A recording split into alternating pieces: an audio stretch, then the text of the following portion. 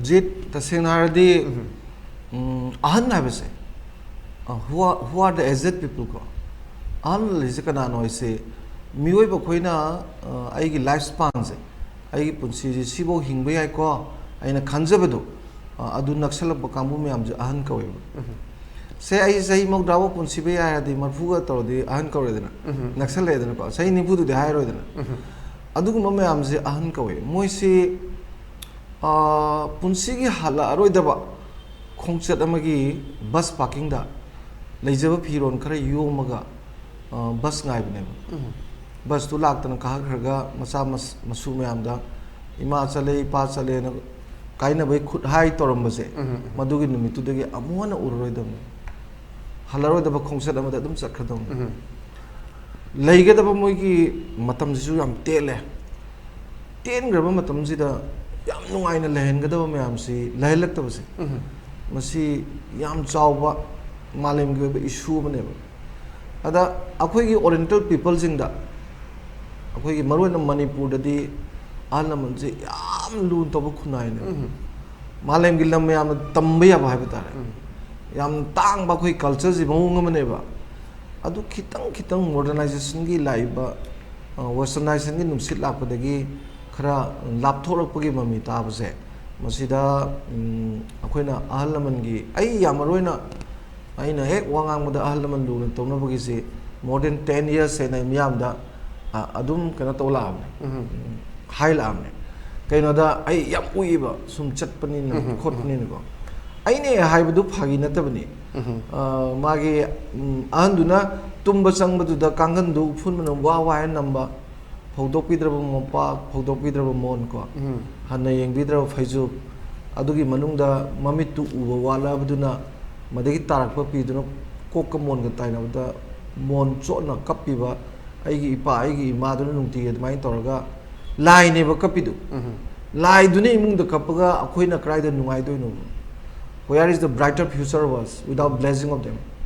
My blessing out and a quick cried and over Queen and Waido Isaka. Say Manipur Uram the Potom now it's going on. See Ure Satarego. Aina no item level. Each of the individual they never think so. Who are my parents? Who are my mother guys? Can't be Sangeba. Canada Imase Aibu Heg Mironba Numitudagi Imase.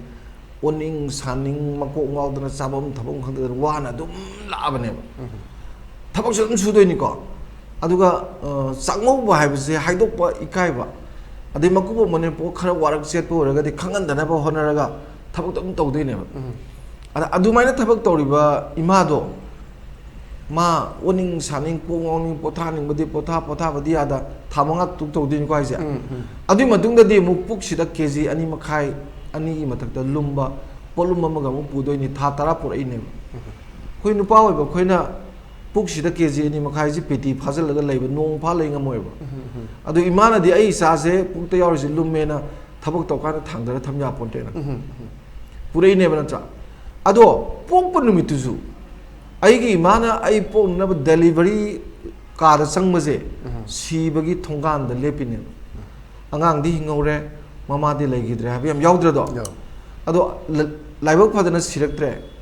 Sibigi Tongan the lepers with Mazzy Sangidre, Tole. Are they the poe, Womatunda? Sostiga Somi Manungzida, us. Comlang Peter President, I didn't talk to him to Mum, Savon Kangmazanti. Adegi Makongham Gani, Mapantoxin Gani, Hojiti, Diaperado Dale, Paramatam, Nindazi, no, the Kuntra, Kuntra Sudani. Swine La Pasina. Sansaba chat Pahirakan, two Gadra, my whole lang Poco Yawadra, Sauraga, Sing Tagadra, a day like Tamasalaga, Haigadra, my Hirodra, Higadra, Mamana Kanarudra, Funarudra, a day Poche Sawa, Pangadra, Korkadra. Hiram put him with a sex lepoduna, Inkalakumatamba with a Matic Saba, when Nimadu, Egadra, Wedra, Sangapatatina, Paratagadra, Nupiang, Oxen, Rakadra, Drug Sarakadra, Mayum Palava, what do worry never. Mana Ahalur Mamaduna Aduma and the Mapana supporter Tony Aina Navamatamda Imana Miron Matamda Doctor the Pudana check up Todana Cotton taste Todana Cotton pizza pita curry everything that is Mapana of doing the parents to aduneba they are our parents ka aigi imani aigi ipani hanuraba khoi bawa hosi bawa kitang thengde imana kaidore na hangtoineba adugi imadu ipadu moigi ahal warapagi telakpa matam aina parking da leiba haiba hajabdu amtang chatkhraga khut hairmagadi halaroidabadu leirazu leitrazu samin thamina dana nuksina loina dana nungaina thambibajidi je tawon thoidana sigi tawon thobudu toroktabasini nungai tribase aduga aikoi manipur da ding rang social welfare na tawbiridu keno sam phai social welfare director se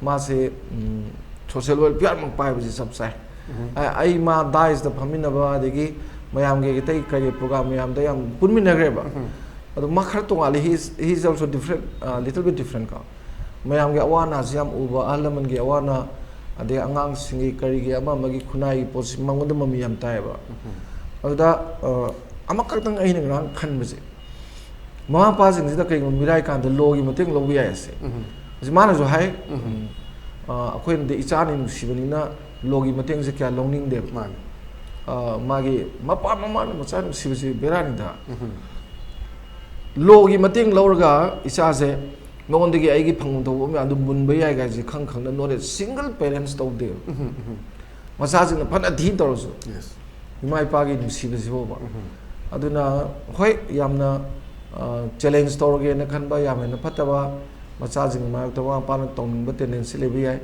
adubu manipur context is be very magi yam da percentage amani pb bazi mak chumi tung koina phalak ta dasu masima leiri ni bibi ai adubu ima hoi baba hoina pami sidi paisa nungsa na te da thamoi gi wani da yes lo idudi sumnagi lo means magi keno hai never restaurant hai never mana tori chathari potu da aini matena thingbagi wani ima baba na pamjai dudi thamoi degi tholopa potu ne sarai heleju thamoi degi sarai henerji ko ima haraga no no tane hen budune mamu mayamju thamoi degi Manipur makuboki seba tawjaba sanagi yangrang radio da yam phajaba hojikan je air jam phajai all india radio gi anchor adegi moi program conductor mayam jungji as ontongna commendable ne it's really commendable rang sma hai amazon tai ba khoi gi leikhok tagi ken ga dorba leina maroina sanagi phamungda ahloiraba sigadorabamna himni mahuna de haidana ko edi sanai phongdu nungai gra pone do hippa hona de na leikhok loiraba leiduna tarakpada kari jaga dano afaba mafam da thamasu kaisu pamoroiba maramdi leikhok tagi kela bane ado ahan myam gi punsi jidi aduni dana aduna malem gi oina sumaina si no phasna sida oina discussion tabu yai aidi western countries sida america da kai da europe ki lam yam sida kai doge se yam interesting oba wari yam lai ai yam pai ba serious aduna moiro khoisu ngarang makse aidi haijebani ngarang se si matang da kai mo khadi taw se na aduda irang ji manung da masi o jam oibudu aduna su toki bane adubu jet manipur context jo ipai puna alamana lu tarma poto ngasi jo khoina dum makha ta na inbe ai masi malem da khwaidi tamba culture mani ado anoba mong da lapagi thawa sanadabagi posima topi ba phai ko aduga amoiro hoji pau da ina sum uzabadadi alaman lu na tawdabase lai soiba matik sabana kharena tawde aduga lomi sinmi awana senyamna thokchadaba kangbu sinadi awa pa singsi yam lu tawri aduna masi nimisimakse sida function me ama tawbidana ngrang ji mafam kharda yam toyba laibak thi bai batai ngrang ji kanam baton torok tre ko adu yam nungai akhoi gi angang sing khalapa jing sida anoba para ama pi base akhoi culture du flourish to bodo mateng oinena mai thamjale